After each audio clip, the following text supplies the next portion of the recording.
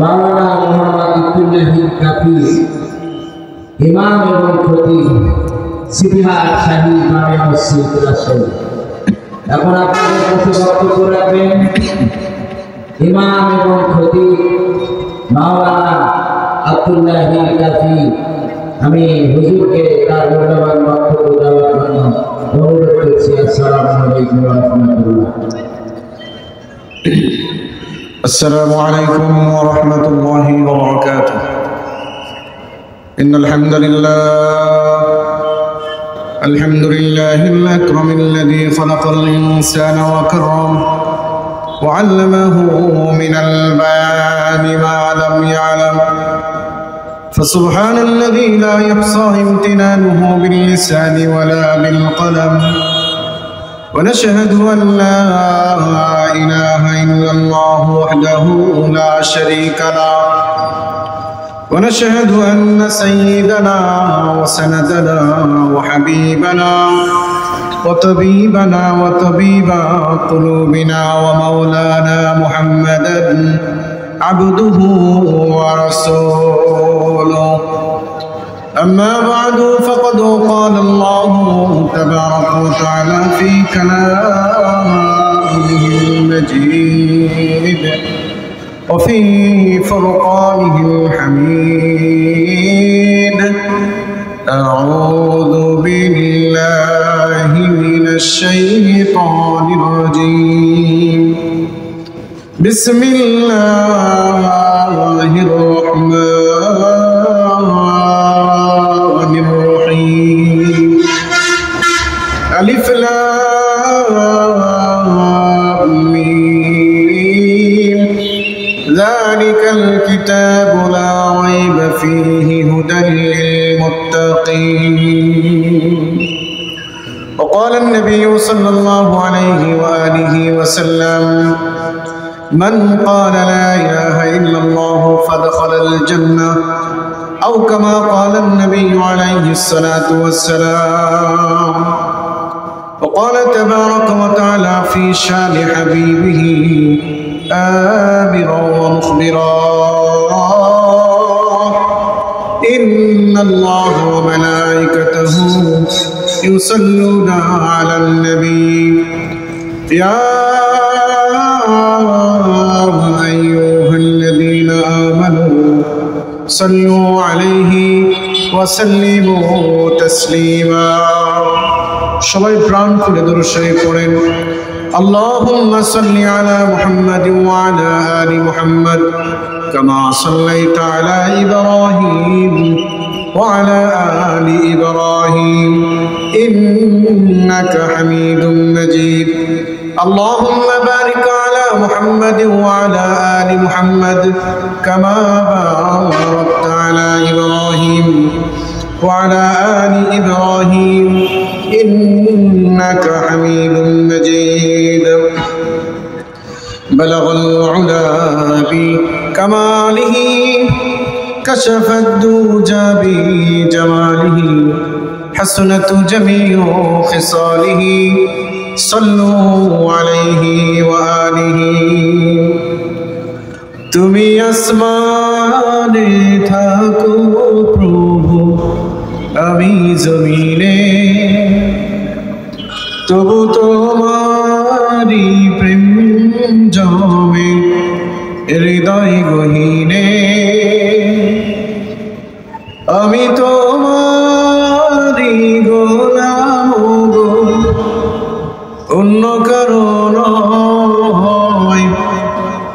আলিমুল গায়ব তুমি, মালিক রব্বানা।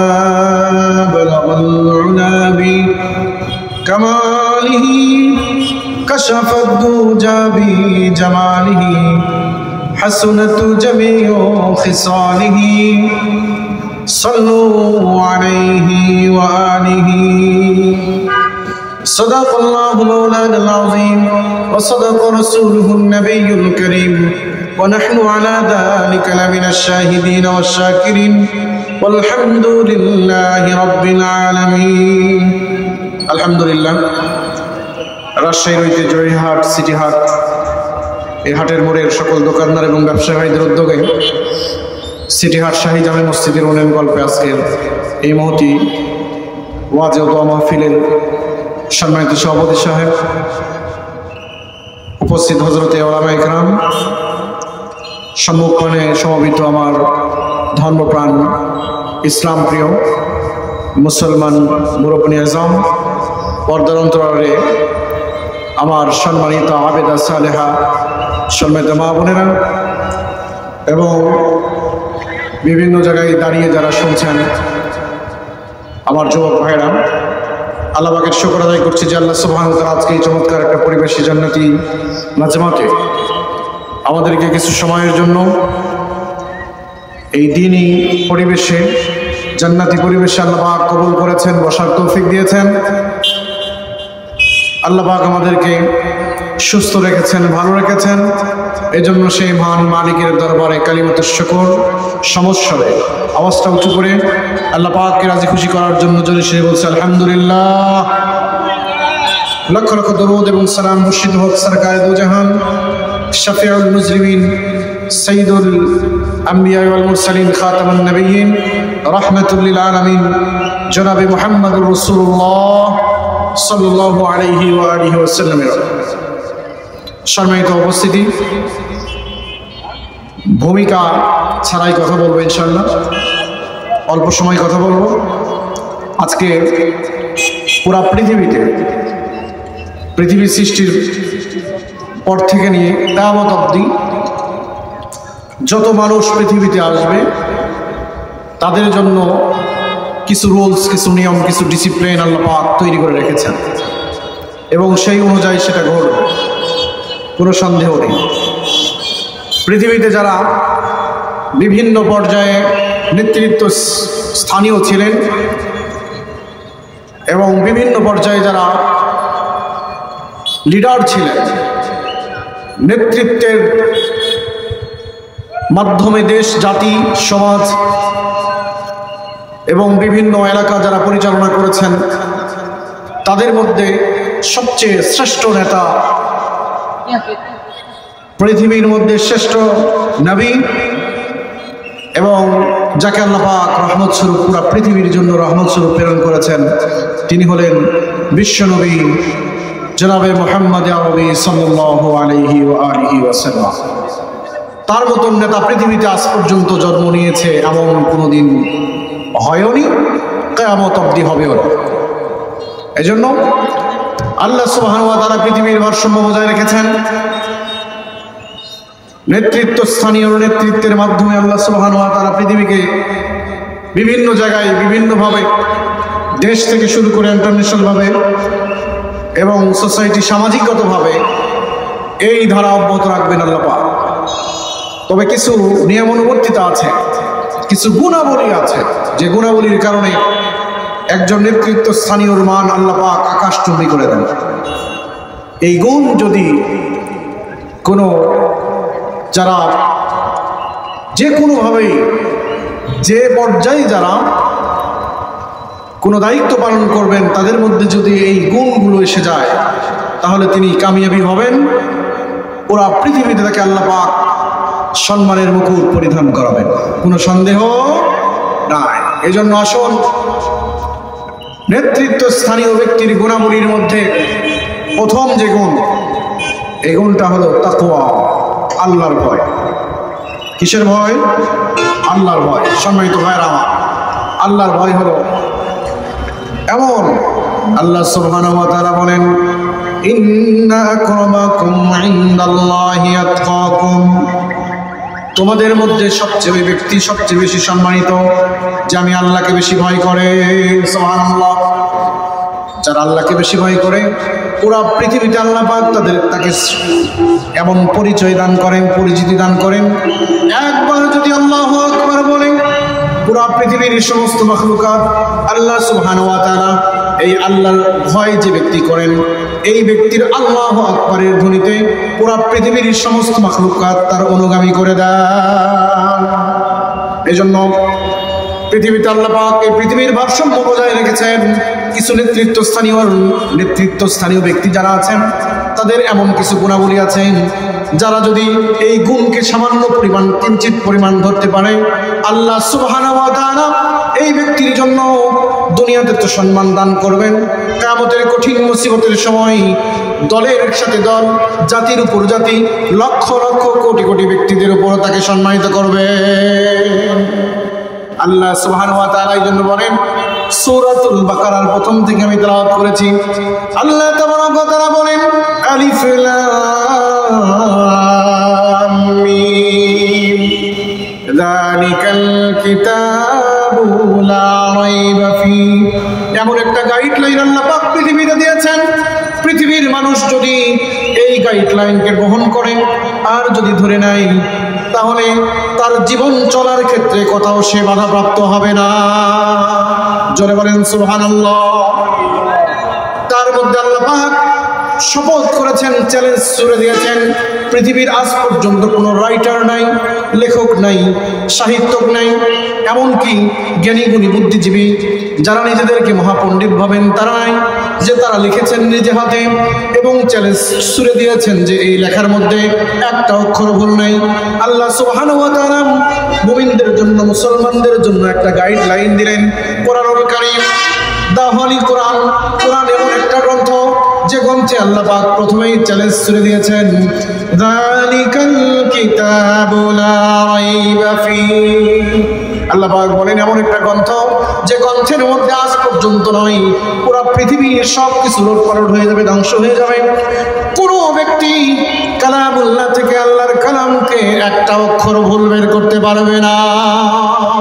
আল্লাহ পাক বলেন, যালিকাল কিতাবু লা রাইবা ফি। এমন একটা কিতাব যার মধ্যে কোনো সন্দেহ নাই। জোরে বলেন সুবহানাল্লাহ। পৃথিবীর এমন কোনো রাইটার আছে নাকি দেখেছেন যে তিনি লিখেছেন কিন্তু লেখার মধ্যে কোনো ভুল বের হয়নি? আছে নাকি? নাই, কিয়ামত অবধিও হবে না। এই জন্য আল্লাহ পাক যেগুলো চ্যালেঞ্জ দিয়েছেন, এই চ্যালেঞ্জকে মোকাবেলা করার জন্য পুরা পৃথিবীর কোনো ব্যক্তি আজ পর্যন্ত কোরআনুল কারীমের একটা অক্ষরকে বানিয়ে দেখাতে পারে নাই। তৎকালীন যুগে যখন কোরআনুল কারীম নাজিল হওয়া শুরু করলো, তখন পবিত্র মক্কা নগরীতে আরবি গ্রামার পড়ার জন্য গ্রামারের উপর একটা দক্ষ ব্যক্তিরা ছিলেন, কিন্তু কালামুল্লাহ থেকে একটা শব্দ তারা ভুল বের করতে পারে নাই। সেই কোরআনের আল্লাহ পাক বলেন, লা রাইবা ফি, যার মধ্যে কোনো সন্দেহ নাই। এমন একটা কোরআন হলো এমন একটা গাইডলাইন যেখানে আল্লাহ পাক শপথ করে দিয়েছেন, চ্যালেঞ্জ করেছেন, একটা ভুল নাই। জোরে বলেন মারহাবা। একটা ভুল নয়। পৃথিবীতে মুসলমানদের প্রত্যেকটা কাজ কোরআনুল কারীমে আল্লাহ পাক লিপিবদ্ধ করে দিয়েছেন। সুবহানাল্লাহ।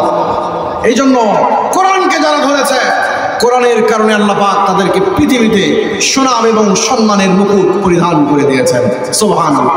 কোরআনকে যারা গ্রহণ করেছে এবং কোরআনকে গ্রহণ করার পর বিভিন্ন জায়গায় লিড দিয়েছেন, নেতৃত্ব স্থানীয় ব্যক্তি হয়েছেন, নেতা হয়েছেন এবং সমাজ পরিচালনা করেছেন, দেশ জাতি পরিচালনা করেছেন।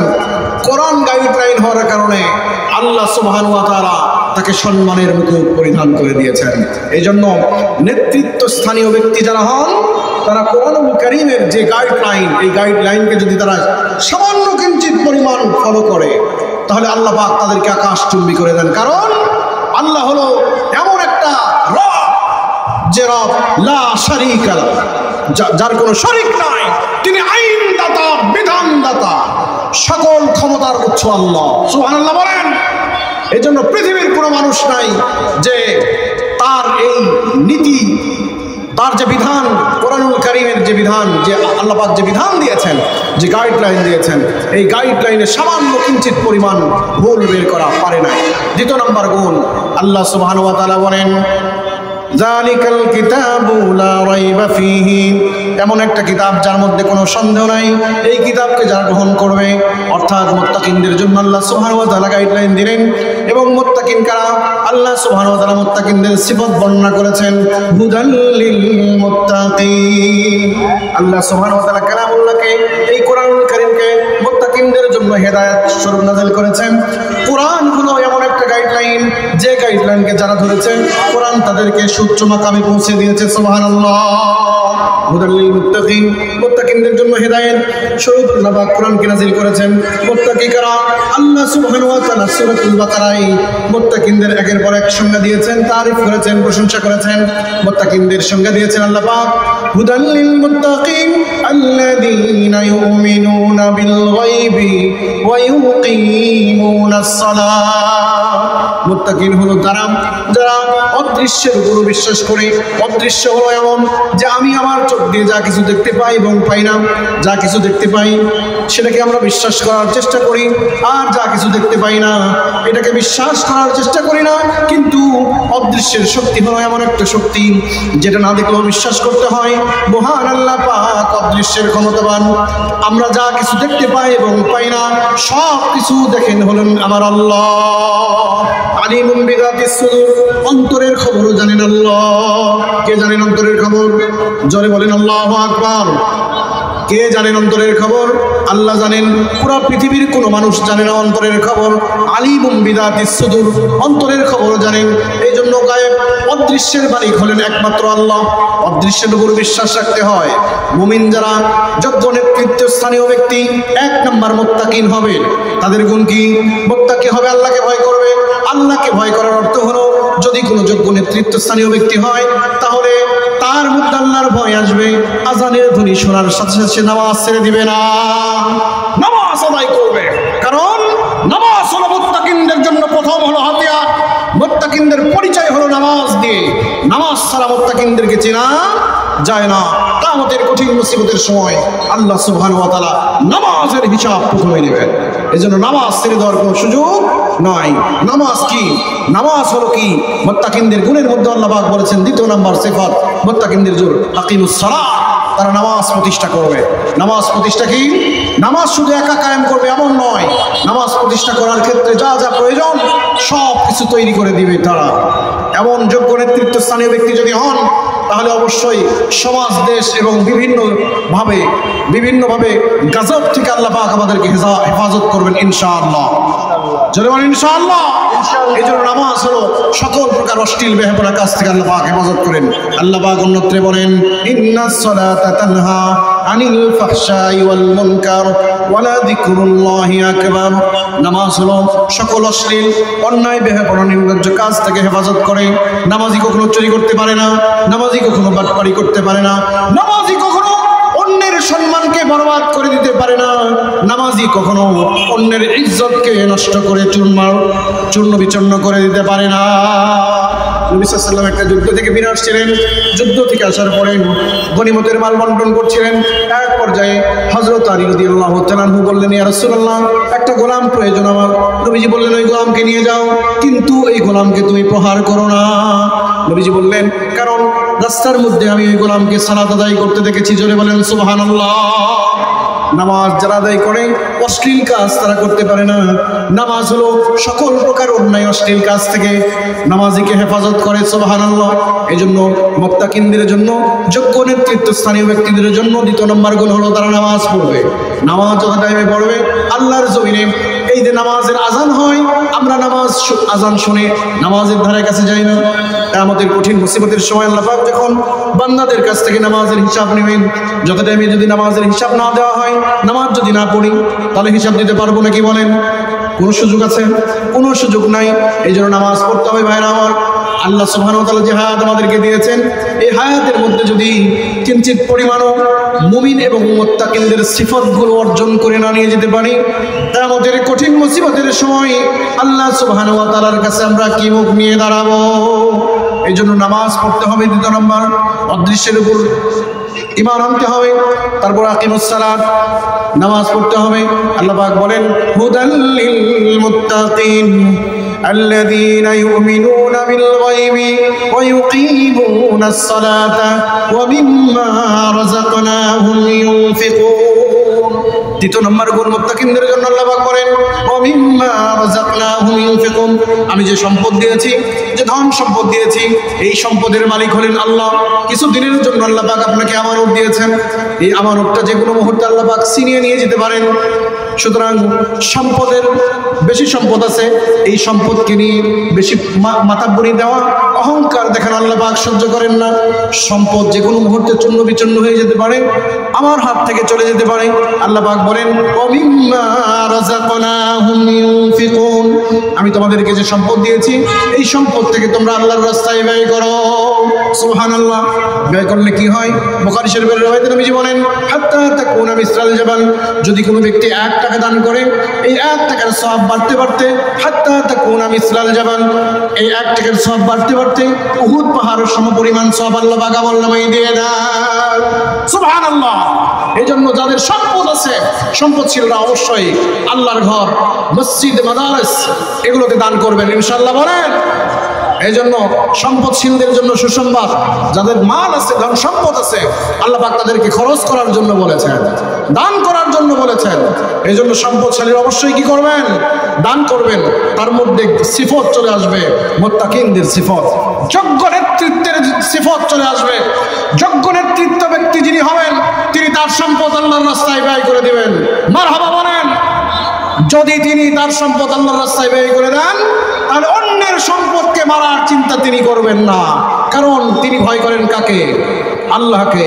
এই জন্য নিজের সম্পদ থেকে আল্লাহর রাস্তায় ব্যয় করে দিবেন, এবং ওই সম্পদ কেমন করে তারা নিয়ে আসবে এই চিন্তা তারা করবে না। এই জন্য যে কোনো মানুষ আল্লাহকে ভয় করতে পারে। আল্লাহকে ভয় করার জন্য বিশাল বড় অ্যাবিলিটি দরকার হয় না, যোগ্যতা দরকার হয় না। একজন রিক্সা চালক যদি আল্লাহ পাককে ভয় করে, আল্লাহ সুবহানাহু ওয়া তাআলা তাকে সম্মানিত করেন। সুবহানাল্লাহ বলেন। সুতরাং ভাইয়েরা আমার, আমরা যদি সবাই সবার জায়গা থেকে যদি এসে যদি আল্লাহকে ভয় করা যদি শিখে যাই, তাহলে অবশ্যই আল্লাহ পাক আমাদেরকে কামিয়াবির জিন্দেগি দান করবেন ইনশাআল্লাহ। এই জন্য 3 নম্বর গুণ হলো তারা কি করবে? আল্লাহর রাস্তায় দান করবে। আল্লাহ যে সম্পদ দিয়েছেন এই সম্পদ থেকে তারা খরচ করবে। সম্পদ খরচ করলে কি হয়? সম্পদ খরচ করে আল্লাহ পাক সম্মানও বাড়ান, সম্পদে বৃদ্ধি করেন। সুবহানাল্লাহ। এই জন্য যারা সাদকা করে, দান করে, তাদের সম্পদ কমে না। বালা মুসিবত থেকে আল্লাহ পাক দান খয়রাতের মাধ্যমে বালা মুসিবত থেকে আল্লাহ পাক হেফাজত করেন। এই জন্য হুদাল লিল মুত্তাকিন, মুত্তাকিনদের জন্য আল্লাহ পাক গাইডলাইন হিসাবে হেদায়েত স্বরূপ কোরআনুল কারীমকে নাযিল করেছেন। এই কোরআনের মধ্যে A to Z প্রত্যেকটা বিষয়কে আল্লাহ পাক হাইলাইট করেছেন। সুবহানাল্লাহ বলেন। এই জন্য যারা কোরআনকে ধরেছে, কোরআন তাদেরকে বিপদ থেকে বাঁচিয়ে তো দিয়েছে, এবং সম্মানের মুকুট আল্লাহ পাক দুনিয়াতেই তাদেরকে পরিধান করে দিয়েছে। এজন্য আসুন আমরা আমাদের মধ্যে আল্লাহ পাকের ভয় কেমন করে আনা যায় এই চিন্তাটা আমরা করি অবশ্যই। এজন্য এই যে কোরআন, এই কোরআনুল কারীমের মধ্যে আল্লাহ সুবহানাহু ওয়া তাআলা